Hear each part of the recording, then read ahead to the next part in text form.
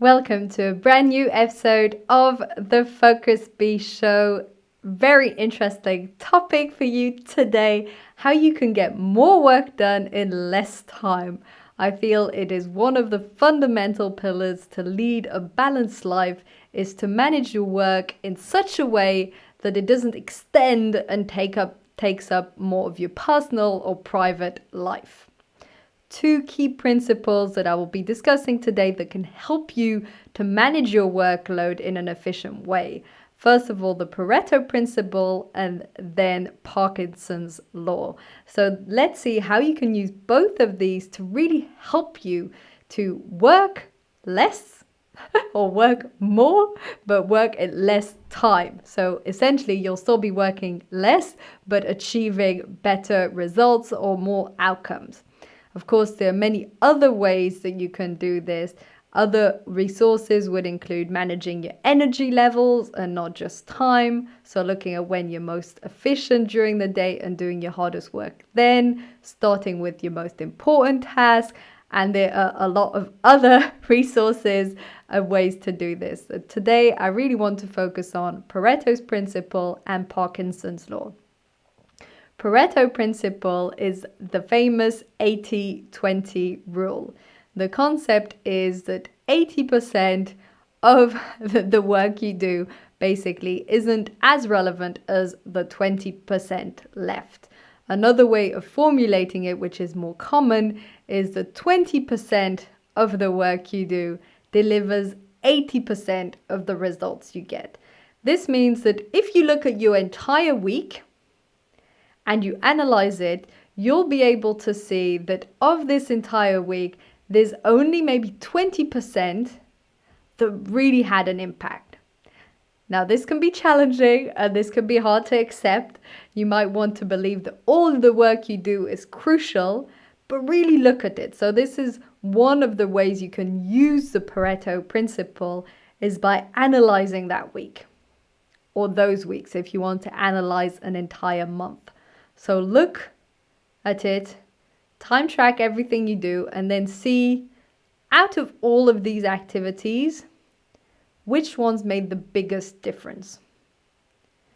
And this is why you need to allow time for thinking and for self-reflection, because you'll only be able to figure out what these activities are if you pause and reflect, maybe journal, maybe discuss it with your coach or mentor, and look at what are the activities that had the biggest impact.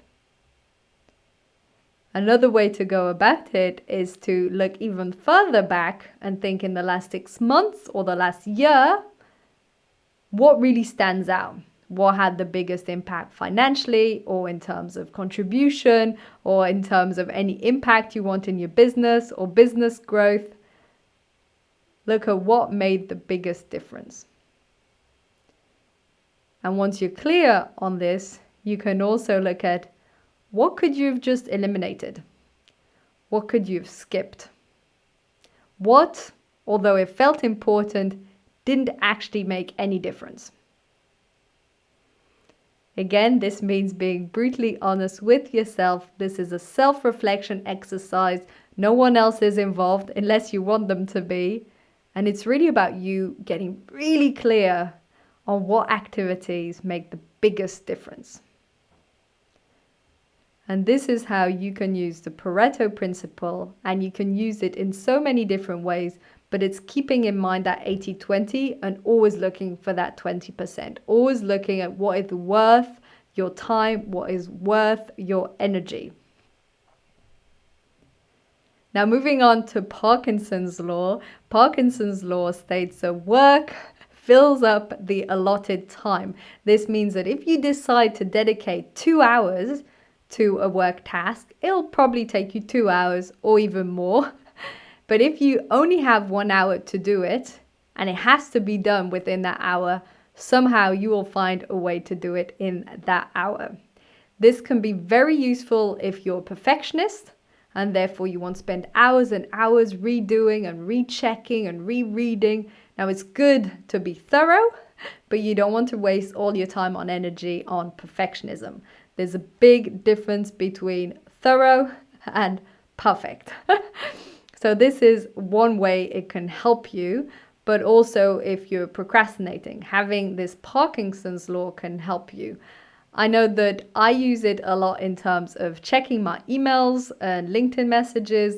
Because I do not want to allocate too much time on this, I literally leave myself twice 15 minutes during the day, just before my lunch break and just before leaving, and then it has to fit in within those 15 minutes.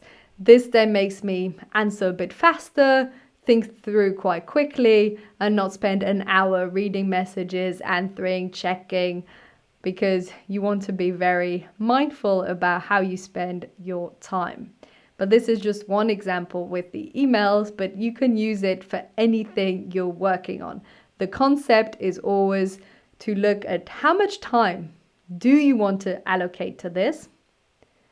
And then what can you do so that it fits in that time slot?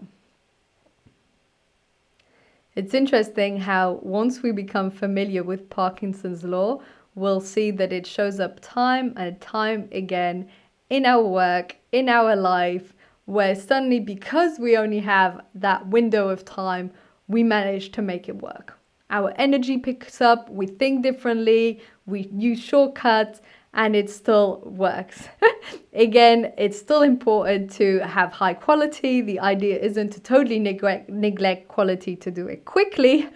The idea is simply to have that extra boost, have that deadline and timeline to allow you to work on a more efficient level. So let's recap the two main tools. First of all, Pareto's Principle, the 80-20, and this can be visible in so many areas. So think, what's the 80-20 of your well-being and self-care? What's the 80-20 in your relationships? What's the 80-20 in your work? And all of these things can help you to really eliminate a lot of the fluff, a lot of the unnecessary tasks and activities that you do not need to do, and help you focus on the important, tangible outcomes that are the most important for you. And Parkinson's Law, which is focused on deadlines, timelines, and only allocating time that you want to spend on certain tasks. And this can, again, make you think more quickly, eliminate, use shortcuts, think outside the box to achieve it in a certain amount of time. These are two very powerful tools, especially if you use them combined and if you add to them a bunch of other ways to manage your time efficiently, to work less hours, and to achieve more. Thank you so much for tuning in today. I hope that this has been useful and valuable for you. Please share in the comments if you're on my YouTube channel what was most insightful for you, and if you're listening to the podcast, please write a review and say what you enjoy about this podcast, about the Focus Bee Show. And also feel free to share it with a friend or a family member if it has inspired you and if you think it can help someone in your life. Thank you for tuning in today. Subscribe to my YouTube channel and wishing you a wonderful day.